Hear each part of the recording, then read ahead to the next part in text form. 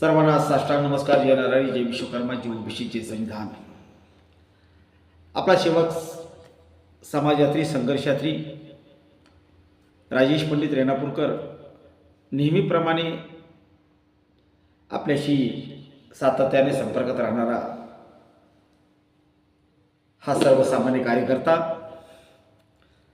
समाजाच्या सुखदुःखामध्ये कायम सोबत राहावं ही मनाची भावना कायम मनाशी बाळगणारा हा तुमचा बांधव, सकल सोनार समाजासाठी प्रामुख्यानं समाज एकीकरणाच्या विषयावर कायम महाराष्ट्रभर सर्व शाखी सोनार समाज बांधवांच्या सानिध्यामध्ये राहून सोनार समाजाचं संघटन व्हावं, शाखीय भेद नष्ट व्हावेत आणि आपण सोनार समाज म्हणून, सोनार म्हणून आपण एकत्रित यावं ही भावना समस्त सोनार समाज बांधवापर्यंत पोहोचवण्याचं काम, अर्थातच साध्यापासून बांधण्यापर्यंत हा विचार घेऊन सर्व शाखीय सोनार समाजाचं हक्काचं व्यासपीठ म्हणून सोनार हक्क परिषद महाराष्ट्राची या संघटनेची स्थापना केली. संघटनेची स्थापना करून सोनार समाजामध्ये असलेल्या ज्या ज्या शाखा आहेत त्या शाखेतील समाज बांधवांना माता भगिनींना सन्मानानं सोबत घ्यावं, समाजातील सामाजिक समस्या यांच्या माध्यमातून त्या जाणून घ्याव्यात आणि या समस्येवर आपण सर्वांनी मिळून एक संगतीनं कुठंतरी एकत्र येऊन समाजाचा सामाजिक प्रश्न शासन दरबारी सातत्यानं तो न्यावा ही भावना कायम मनाशी आहे. मी गेली अनेक वर्ष सामाजिक क्षेत्रामध्ये काम करत असताना, राजकीय क्षेत्रामध्ये कार्यरत असताना मी माझी भूमिका, माझ्या समाजाविषयीची भूमिका, मी समाजाचा, समाज माझा ही सातत्यानं माझी भूमिका राहिलेली आहे आणि माझ्या समाजाचं भलं व्हायला पाहिजे. समाजाचं संघटन मजबूत होऊन आपली ही माणसं आता राजकीय क्षेत्रामध्ये ठसठशीतपणे दिसून आली पाहिजेत, आढळली पाहिजेत आणि या आपल्या समाज बांधवांच्या माता भगिनीच्या माध्यमातून आपल्याही समाजाचे प्रश्न हे मार्गी लागले पाहिजेत. समाजामध्ये अनेक समस्या आज प्रलंबित आहेत. महायुती सरकारमध्ये सोनार समाजाची अनेक दिवसापासूनची श्री संत शिरोमणी नरहरी महाराज यांच्या नावाने एक आर्थिक विकास महामंडळ सोनार समाजाला मिळावं यासाठी अनेक संघटना आणि संस्था यांनी राज्यभर आंदोलने केली, वेळोवेळी पाठपुरावा केला, सरकारच्या लोकप्रतिनिधीकडे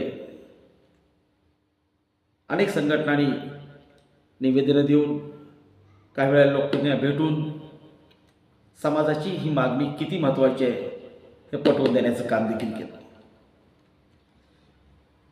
काही दिवसापूर्वी आपल्या सोनार समाजाची मागणी ही राज्य सरकारने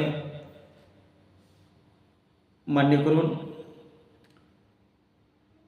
सोनार समाजाचा आद्य दैवत असलेले श्री संत शिरोमणी नरहरी महाराज यांच्या नावाने संत नरहरी सोनार आर्थिक विकास महामंडळ राज्य सरकारने जाहीर केले. याबद्दल खरोखरच महाराष्ट्रातील अनेक संघटना आणि संस्था ज्या की सोनार समाजामध्ये कार्यरतपणे कार्य करत होत्या, त्या सर्वांनीच राज्य सरकारचे अभिनंदन आणि आभार व्यक्त केलेले आहेत. आर्थिक विकास महामंडळ मिळालं म्हणजे समाज खऱ्या अर्थानं सक्षम झाला असं नव्हे. काही प्रमाणामध्ये समाजातील काही गरजूंना या आर्थिक विकास महामंडळाच्या माध्यमातून निश्चितच सहकार्य होईल आणि खऱ्या अर्थानं ज्यांचं डबघाईस आलेले ज्यांचे व्यवहार असतील, ज्यांचा व्यवसाय असेल अशा व्यवसायाला निश्चितच फायदा होईल. परंतु एवढ्यावरच आपण न थांबता समाजात अनेक प्रश्न असे आहेत, त्या प्रश्नाची उकल करत असताना नक्कीच आपल्याला समाजाची साथ महत्त्वाची असते. समाजातील माताभगिनींचे जे प्रश्न आहेत, ज्या समाजातील ज्वलंत समस्या आहेत, या समस्येवर आपण काम करत असताना त्या समस्या आपण जाणून घेतल्या पाहिजेत. चांद्यापासून बांद्यापर्यंत आपण ज्यावेळेस समाज मनाचं मत जाणून घेतो, समाज मनाच्या व्यथा जाणून घेण्याचं काम करतो. अनेक संघटना आणि संस्था प्रामाणिकपणे आज आदर्शवत कार्य करत आहेत.